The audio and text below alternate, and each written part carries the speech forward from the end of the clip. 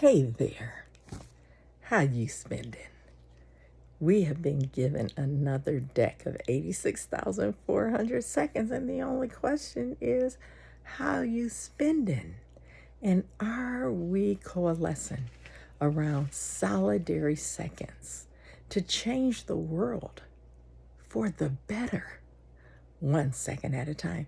And when we come together and we agree on that 1%, even if we disagree on 99%, or that 0.01%, if we disagree on 99.99 and never count zero out, it never means nothing because it's always up to something. But if we agree on that small percentage and give it 100%, then we are going to see the world change for the better. And aren't we already, all of us, past ready for a better world? Well, the solution lies with us. It's just one clock tick away, just one solitary second away, and we're doing it. In fact, it's all about rediscovering who we are at a very seminal level. Well, me saying that reminds me of my research days for my first doctorate when I was working on my PhD, and you had to demonstrate that you had something germane, something seminal, something that had not been discovered yet to add to the body of knowledge of life. And that's what I'm asking you to do with me. When you agree with me for 1 second of every 1 minute that I post, whenever I make a post, then in that 1 second commitment of every 1 minute that I post, I want us to find something seminal, something germane, something that needs to be discovered about creating peace on earth, creating unity, providing harmony around the rights of creation. It is the kingdom time zone. It's God's clock and his creation's watch, and I am working to watch every second. That's what it means to me on my assignment. I'm not asking permission, but I am offering perspective.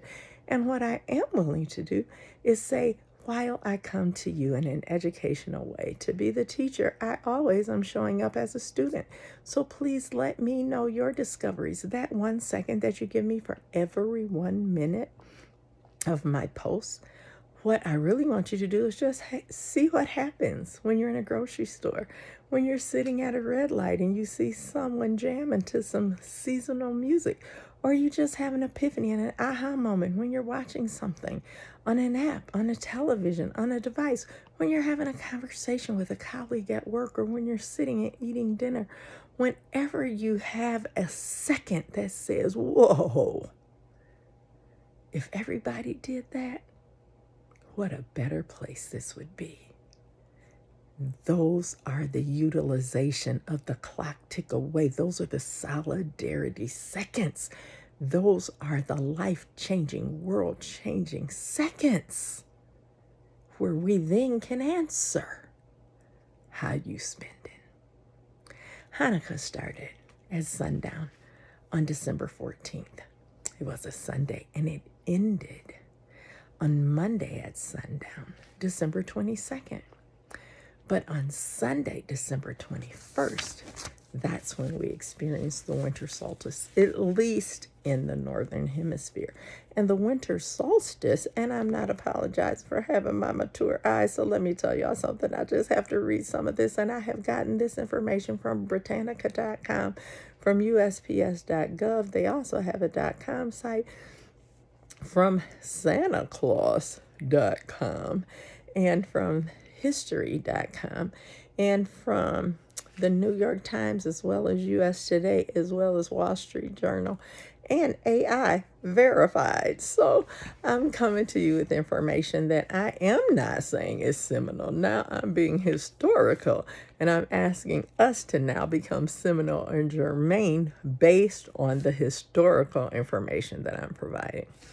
The winter solstice, the first one that I want to talk about briefly, it's the longest night of the year. And this year it was on December 21st or the 22nd, but this year on the 21st. And it is the event that happens in the Northern Hemisphere. And then it happens June 20th and 21st in the Southern Hemisphere. So this year, the winter solstice, which just passed on Sunday, December 21st, 2025 at 9:03 a.m. in the Northern Hemisphere Central Standard Time, or Chicago time, or Milwaukee time. Some of the Midwest, I can't say all of the Midwest, but since ancient times, people all over the world have recognized this important astronomical occurrence, and it is literally astronomical in its occurrence, and it is celebrated subsequently to the return of the sun. Hallelujah. We're getting a little more sunlight because the winter solstice has passed. That helps us with our vitamin D. That helps when we get away from our seasonal affective disorder, where there's many more cases of depression and even suicide and negative behavior and emotions. It is not just in your dreams, but in a seminal way, in a germane way. I want you to start looking at, in our solidarity seconds, what is it that gives us an aha? What can we do to really look at how sunlight impacts our affect, our emotion, our attitude, how we get along better as citizens of the globe? And the winter solstice, the concept is celebrated different ways around the globe. It's celebrated in it with the Hopi Indians of northern Arizona. They have a very specific purification dancing process. Persian festival of Yalda or Shabi, which is also a celebration of the same event, but it is celebrated differently around the world. Inti Raymi, that's the Solstice celebration that comes in June versus December, but for Peru. And then Saturn, the temple of Saturn, or Saturnalia, is from the Roman Forum in Rome, and how the solstice is celebrated as a planting season there. So that's the solstice, and it really is impacting our behavior in a positive way. So even though here in the Northern Hemisphere, we are celebrating winter holidays, once we get past the winter solstice, we actually start having a more celebratory affect, behavior, creativity, ingenuity, because we're getting a little more sunlight, and the sunlight helps us have levity, so our love can come through laughter in our lives. So in these solidarity seconds that you're providing me, 1 second for every 1 minute of my posts, I'm asking you also to just in that finding that 0.01% or that 1% that we're giving 100%, let it not be negative. Let it not be a projection onto other people. Let it not be something that we're doing against someone else. So let it not be laughing at someone, making fun of someone, or being sarcastic, or being demeaning or degrading. I want our solidarity seconds to just be something positive. Don't spend the 1 second of the 1 minute talking about somebody else. Let us not allow jealousy, the manifestation, to be as cruel as the grave, but rather let us allow love to be as strong as death, because we must remember that even in those seconds of celebration, there's someone's second of lamentation, and that is the power of us building and adding to the body of knowledge simply by unifying, by being strategic, intentional, deliberate, thoughtful, and then putting into action positivity, just 1 clock tick at a time. So the winter solstice is really a good thing for us astronomically, in an astronomical way, meaning a large way, and in an astronomical way, meaning in the way of astronomy, in the way of the literal scientific construct of this world that we're in. Now, Santa Claus. Let me talk about Santa Claus. I've already talked about Saint Nick, and we know that that is some of those original roots of Santa Claus as that historical figure of Saint Nicholas. And even Santa Claus' age, as you'll find in a few moments, is considered around that birth of Saint Nick in Patara, which is now Turkey, around 280 AD. We know that Saint Nick gave away his gold, and one of the stories is about him doing so for a widower who had 3 daughters who he was going to have to sell them into prostitution. And Saint Nick came and put some gold into their shoes that were out. And that is considered to be celebrated on December 6th, the day of Saint Nick's death. But from that Dutch influence, then we got Santa Claus, which then came to America in the Americanization in the 19th century. Poems like Clement Clarke Moore's A Visit from St. Nicholas, which he wrote in 1822, helped shape the modern image of Jolly Elf as noted on Santa Letter Factory website. And then Father Christmas blended with the English figure of Father Christmas, who was a symbol of festive cheer, but was not a gift giver to the children. The modern image of Santa Claus is a combination of Coca-Cola and Rockwell. The iconic image of Santa with rosy cheeks and a red suit was solidified through advertising campaigns by Coca-Cola in the 1920s and 30s, featuring art by Norman Rockwell. So Santa Claus, a legendary figure who is the traditional patron of Christmas, even though the word Christmas is the Mass of Christ, which I still have to cover. I have a little time.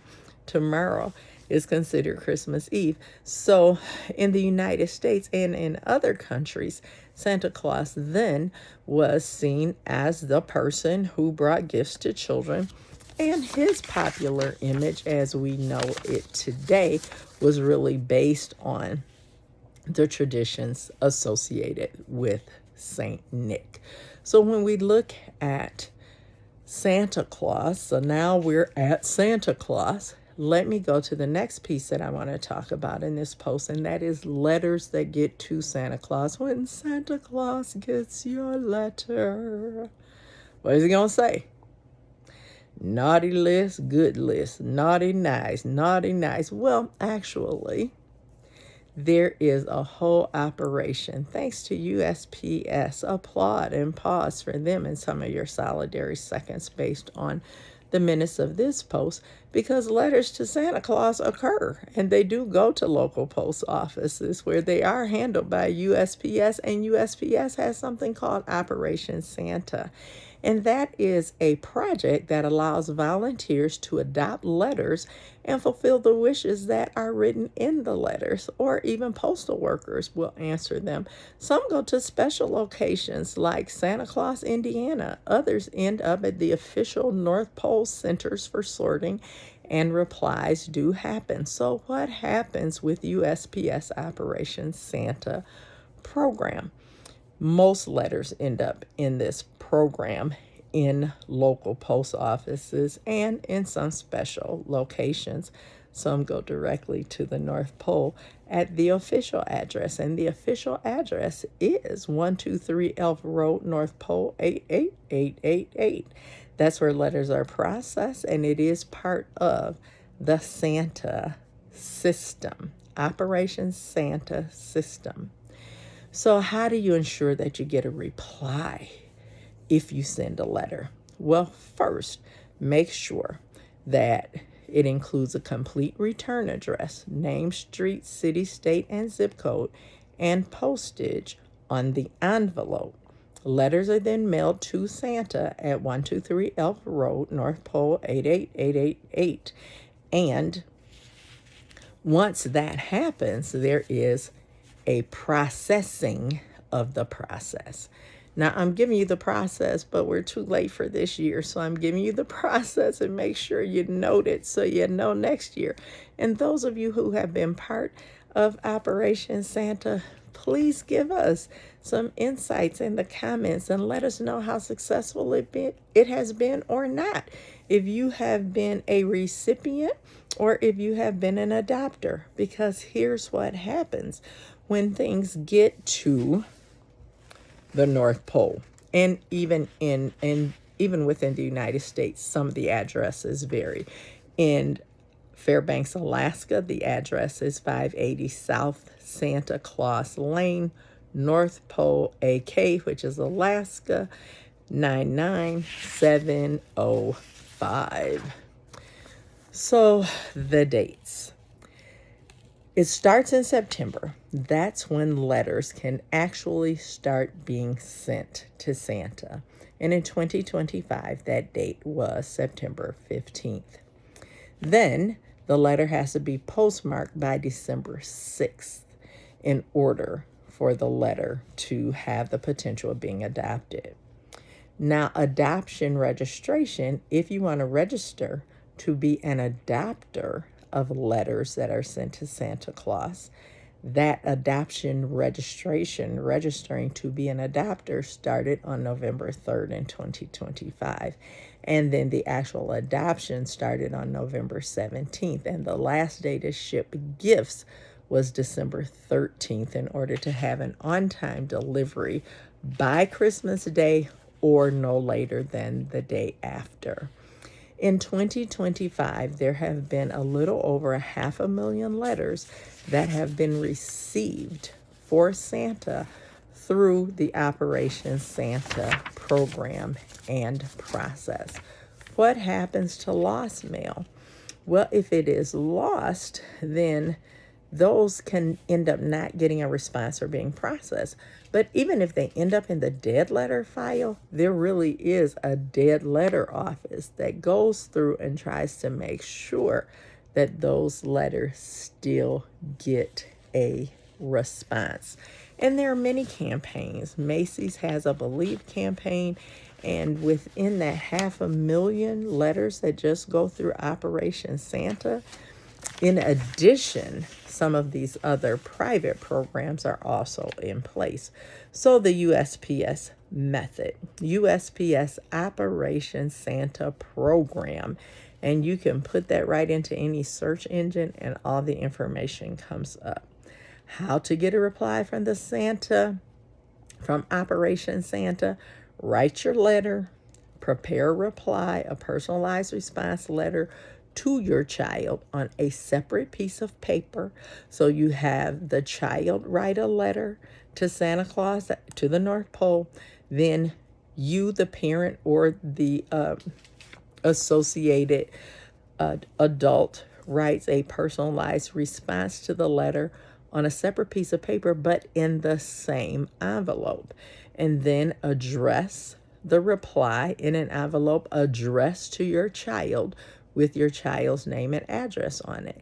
Then add Santa's return address. So in the corner of the reply envelope, write the return address of Santa North Pole.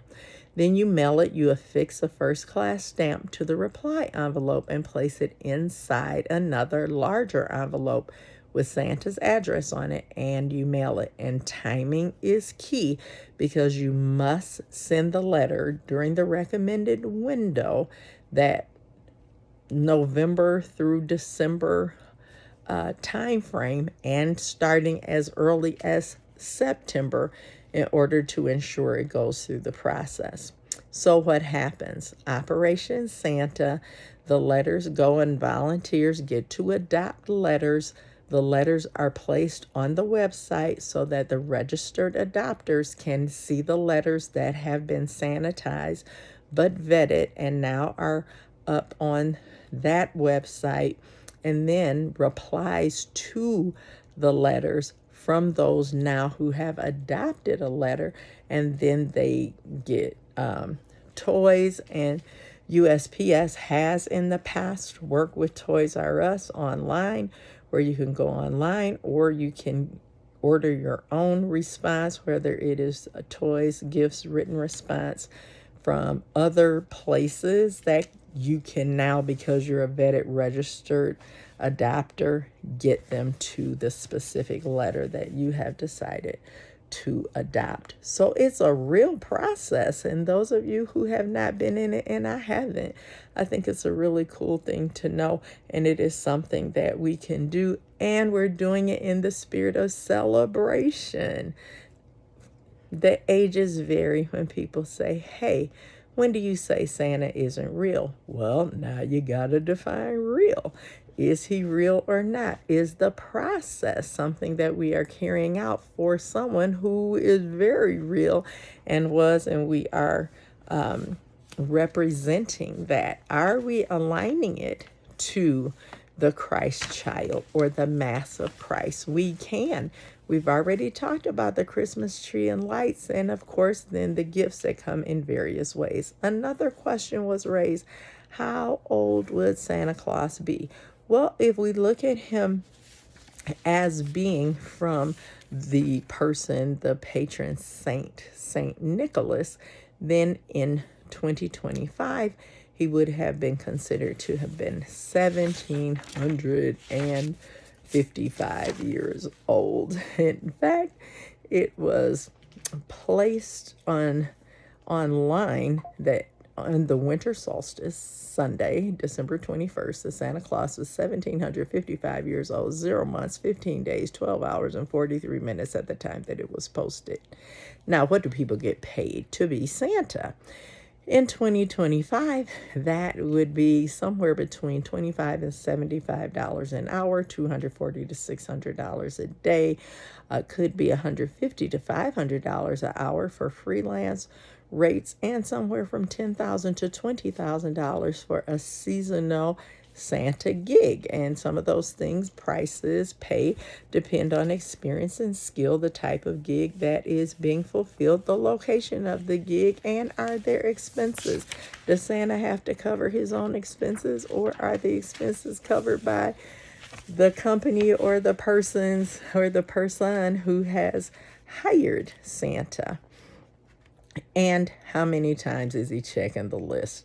Well, twice. So it says that on the Operation Santa site, it says Santa's checking his list twice for those who have been naughty and for those who have been nice. And he checks it by December 16th before loading to deliver those toys. Now, there's even a phone number. Did you know that? The phone number is, and that you can call today. It is 605, and this is a +1, so it is a United States number. +1 605 313 4000. So what happens if you call +1 605 313 4000? What should happen is Father Christmas can be reached at his official hotline by calling +1 605 313 4000. Those who wish to call Santa can also visit freeconferencecall.com/Santa-hotline to call the Santa hotline through the official website, which is still up on the freeconferencecall.com number. It is amazing the things that are really happening to ensure that there is not just holly jolly for children, but involving the adults. So, how many houses does Santa have to visit per second to make sure he reaches the houses that have children? In 2005, Santa's journey involves visiting an estimated 108 million homes on Christmas Eve, equating to about 967 visits each second. And other estimates suggest that he might visit around 395.8 million homes in one night. How do you know that he's been there? Because he has drank the milk and he's eaten the cookies. Now, if you have Alexa and you say, Alexa, I want to call Santa.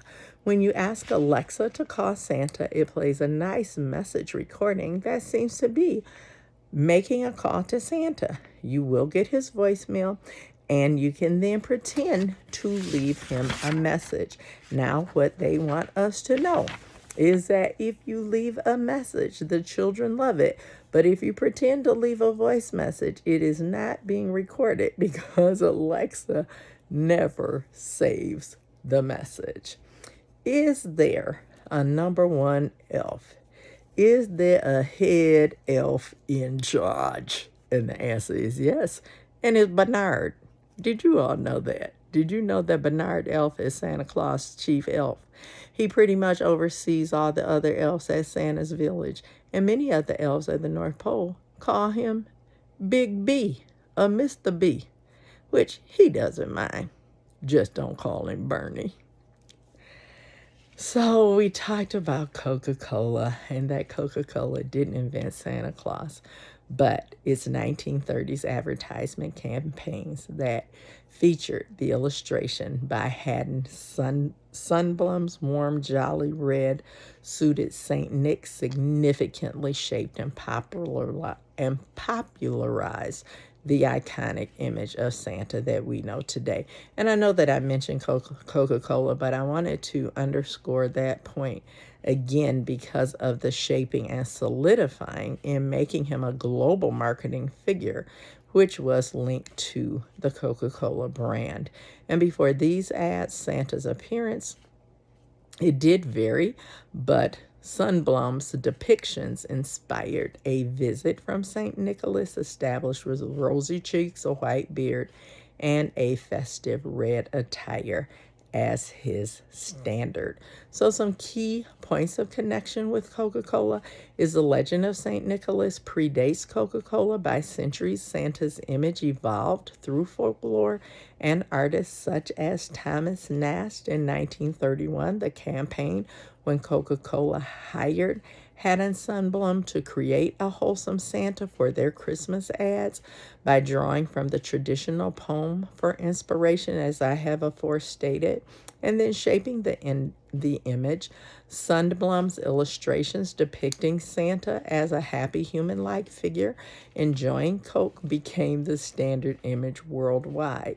The colors, while red was used before, the extensive Coca-Cola ads cemented the red suit as Santa's signature color, matching the brand's palette, and it has been an enduring legacy. The campaign ran for decades, and these images are now prized collections, and they are a fundamental part of the Christmas tradition.